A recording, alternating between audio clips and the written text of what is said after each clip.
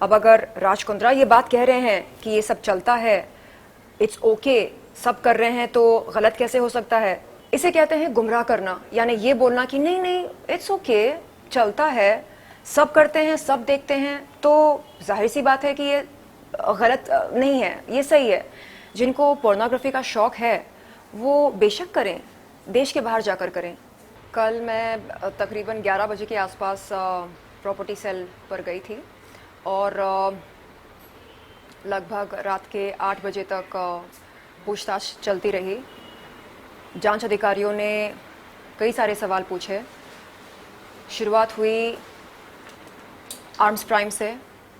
Arms prime के साथ मेरा एग्रीमेंट बना था 26 मार्च 2019 के दिन, और उससे पहले मैं 22 मार्च 2019 के दिन राज कुंद्रा से मिली थी होटल JW मैरियट पर।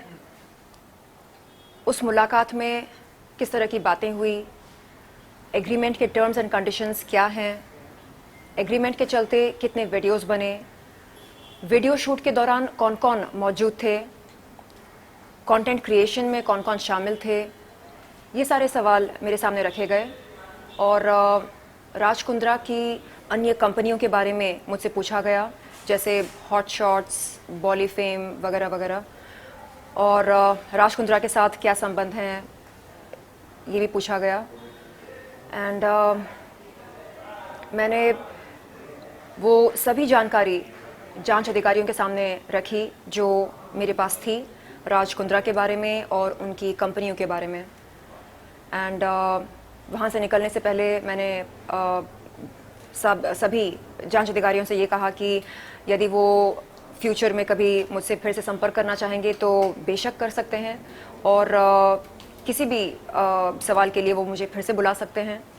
मैं चाहती हूँ कि जो सभी विक्टिम्स हैं इस पोर्नोग्राफी रैकेट में, उनको इंसाफ मिले। मैंने अभी तक मेरी कोई मुलाकात नहीं हुई किसी विक्टिम से। मैं जानना चाहूँगी कि उनसे क्या कहा गया था, उन्हें कैसे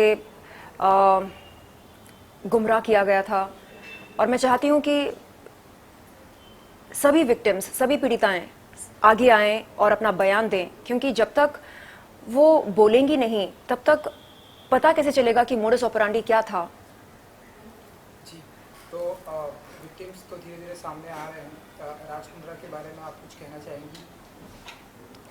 जो कुछ जानकारी थी मेरे पास राज कुंद्रा के बारे में, वो सब मैंने प्रॉपर्टी सेल के जांच अधिकारियों से बताया, और कुछ बहुत ज़्यादा पर्सनल बातें भी हुई थी। कल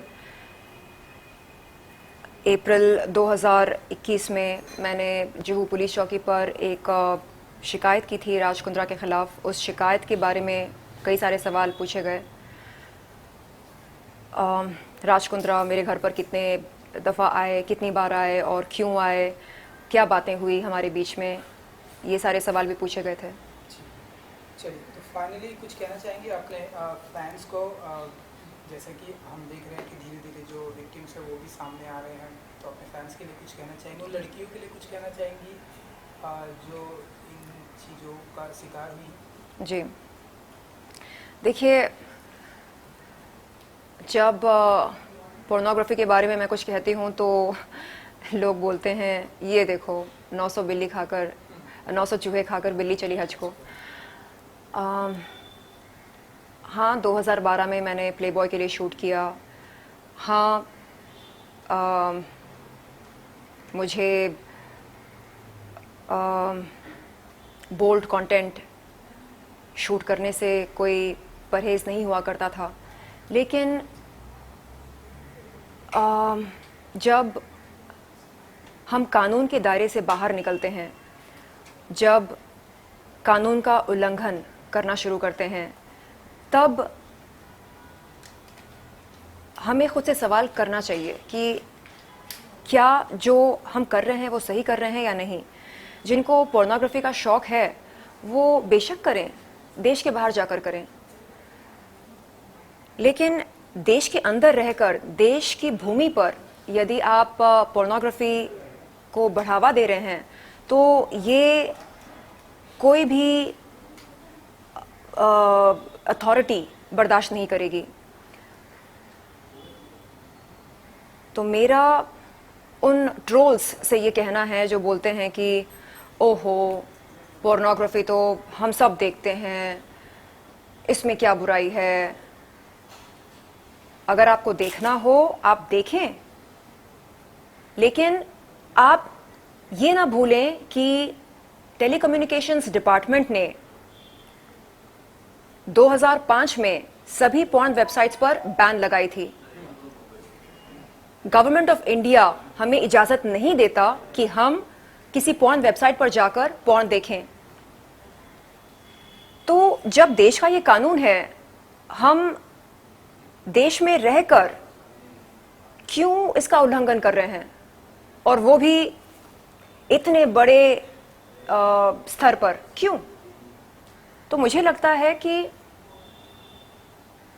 उन सभी लड़कियों को जिन्हें गुमराह किया गया, उन्हें शायद बिल्कुल नहीं पता होगा कि पोर्नोग्राफी से संबंधित हमारे देश में क्या रूल्स हैं और उन रूल्स को फॉलो नहीं करने का अंजाम क्या होता है। इसे कहते हैं गुमराह करना, यानी ये बोलना कि नहीं नहीं इट्स ओके, चलता है, सब करते हैं, सब देखते हैं, तो जाहिर सी बात है कि ये गलत नहीं है, ये सही है। जब आप इस तरह की जेनेरिक बातें करने लगते हैं तो ये जो नौजवान